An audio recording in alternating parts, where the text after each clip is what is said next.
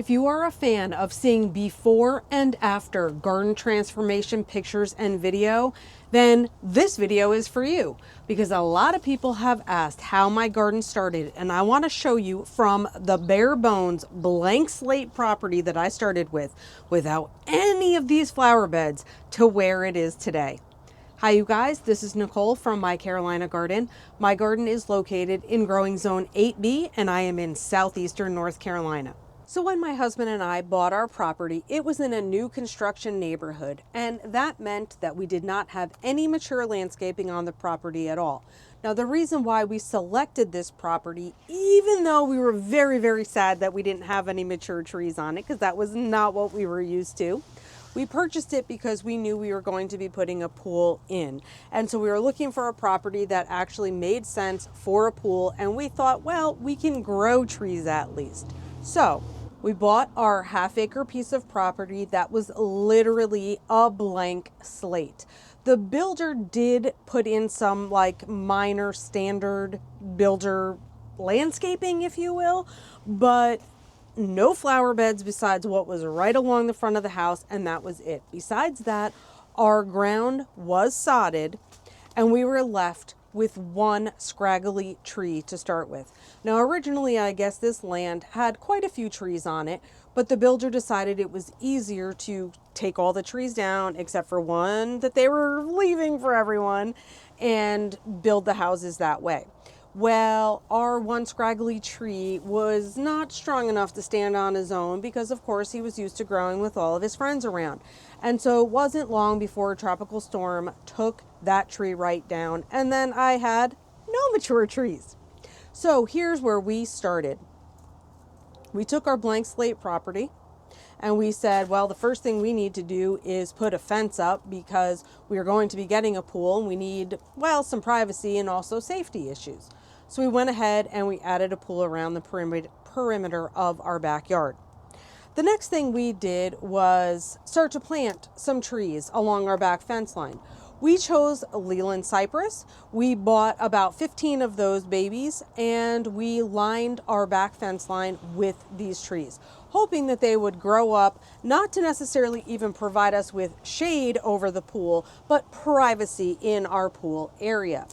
And they began to grow beautifully, and what happened? We had a hurricane. Hurricane Florence came in 2018 and flooded our area quite badly. And because our ground was so saturated, full of water, a bunch of our trees fell over. We were able to get most of them standing back up straight, but we did lose a few trees. And so we replaced them, but you can see a little bit of size difference with the growth of these guys because, of course, the other ones had a head start. So our Leland cypress and our fence lines were in place, and now it was time to get the pool rocking and rolling. I'm really glad I didn't have a ton of landscaping done at the time the pool was being put in, because those machines really take a toll on your property. And so our pool was put in, all of our ground was torn up and piles of dirt were everywhere. And I thought, oh my goodness, I can't wait till this pool is done so that I can start working on the landscaping. So then all the fun stuff was about to begin.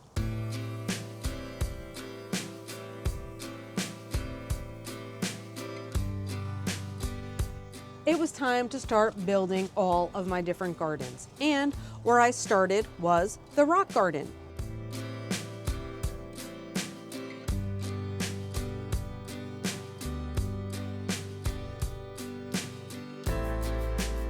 The rock garden on one side of my backyard was not here at all, and the way that I actually started this guy was by getting some of these huge boulders brought into the garden. They were carted in from a local quarry, and it turns out that these big boulders were actually under the ocean at one point. So we started with some rocks, then I started some plantings, and then I decided I really wanted to get some privacy screens put up because our fence was one thing, but I really wanted a taller backdrop for all of the plantings that I had in mind for this area. And so I bought these privacy screen panels on Wayfair, and my husband built the framing to go around them. We put the panels in place. They are like a resin composite material with a beautiful design, and stained our framing for around them to match our fence, and we were starting to rock and roll. The area where our one scraggly tree was originally standing was now going to be empty. When that tree fell, all the roots went right up into the air, and all the plantings that I had started underneath it were all up in the air too.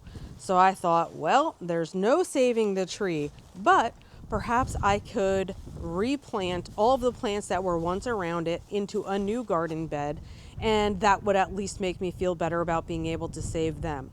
And so the garden bed on the other side of my yard began. This area didn't originally have anything in it, but I took 2 of the matching privacy screens, like the ones directly across the yard from it, and sort of decided to mirror the display in a way. Now we only had 2 additional screens, so the way that we designed it is a little bit different, and I decided to put a crepe myrtle in the middle. Now otherwise, these plants that are in here were all part of my original plantings around that one tree.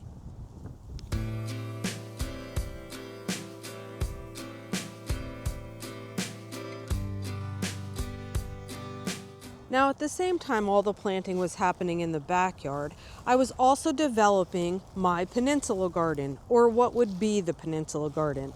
It started out very small, just one little island of plantings, a few things put in there, and then each year I took more and more time to extend the flower bed and really make it what it is today. Gave it shape, gave it dimension, gave it depth. And one of the other things was we planted this magnolia tree.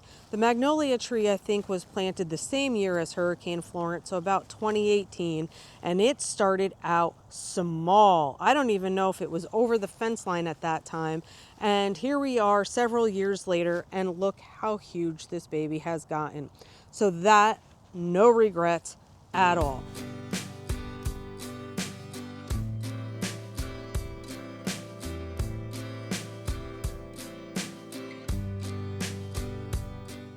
So the whole front flower bed in front of the front porch is 100%, well, no, 90% different than where we started with the builder's plantings. A few things are the same as what the builder gave us. The loropetalum hedges or bushes to the back there, closest to the front porch, were here originally, as well as the weeping yaupon holly, which is the corner plant. Other than that, I'm pretty sure every single thing in this area changed. I extended the front flower bed. Every single thing that is planted in it was added by me. And we also extended and changed the way you walked up to the front porch. So I added in pavers, like I said, changed the plants around, etc.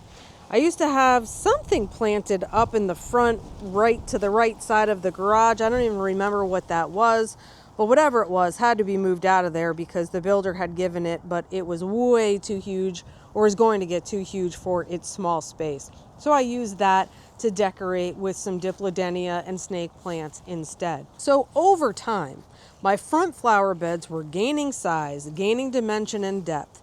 They were staying curved. I like to have my edges defined but curvy. And I just kept adding new plants in as time went on. One of the next gardens that I developed was my secret garden, and that is defined by the blue boardwalk down the center of it. Now, the secret garden was originally just a piece of grass that was behind my pool and my waterfall area, and I decided that it was time to get that grass all out of there because no one wanted to mow this sliver of land that was here anyway, and plant it all up. So the secret garden is one of my absolute favorite projects of all time, and I was able to lay down this blue boardwalk.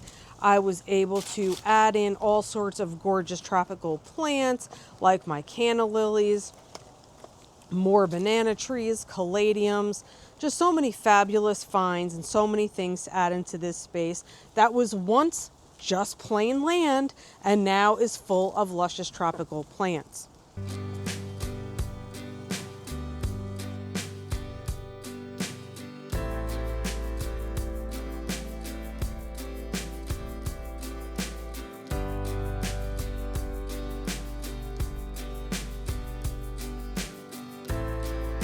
somewhere over the course of time, we started to develop gardens around the pool. And I was calling those poolside gardens, well, for obvious reasons. And so we built this waterfall in the center of our pool area. And then basically behind it on each side, I was able to create these flower beds. And they started out small. Originally, I just had a few things planted and then a few things potted up. And then over time, these gardens were about to expand. And it was a great way for me to be able to showcase some of my gorgeous tropical babies, like the tropical hibiscus that blooms in pink, and I was overwintering it in the ground and seeing if I could get it to come back as perennial, which I did. It was amazing. And then I decided it was time to add to these poolside gardens, and that's when I came up with the idea for the secret garden.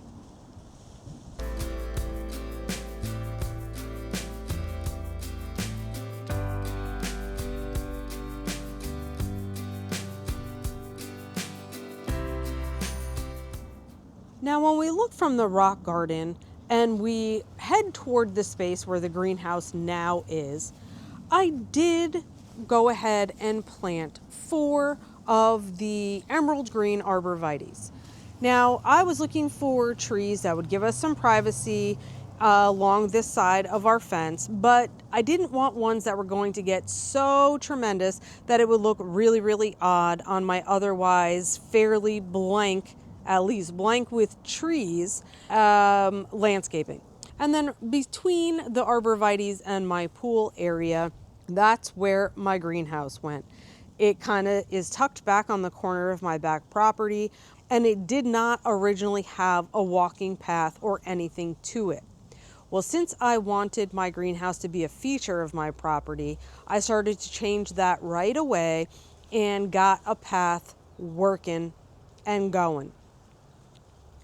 Developing a path in front of the greenhouse was also nice because then I could make sure that my plantings had a defined space to either side, the arborvitae side of the greenhouse as well as the poolside gardens and banana trees side of the greenhouse.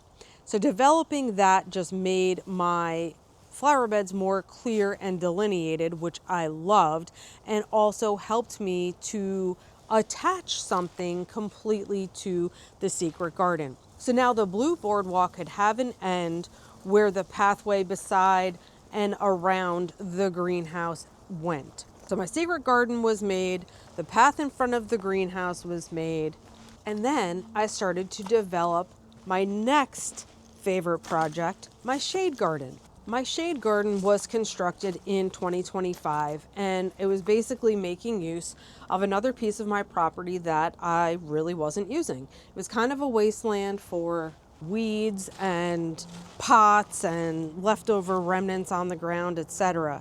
And I decided I wanted to turn it into something beautiful. I wanted it to be the prettiest little shade garden you ever did see.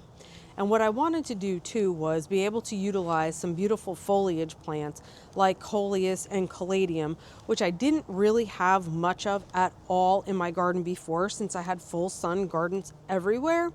So I decided, yes, I want to create a shade garden and I want to have a special place in here called Coleus Alley. And the way that I made Coleus Alley was basically starting with a few small coleus plants that I propagated and propagated and propagated, kept cutting and rooting until I had a bunch of it in my inventory. I put coleus plants hanging in pots along my fence line. I put coleus in window boxes that I hung on my shed. And as it all came together, I made this shade garden with like 90% foliage plants and then a few other flowering plants like begonias just kind of scattered in there.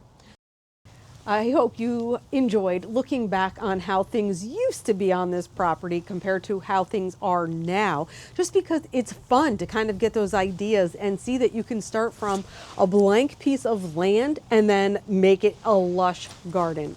Thank you guys for watching and for all of the support. And until next time, happy planting.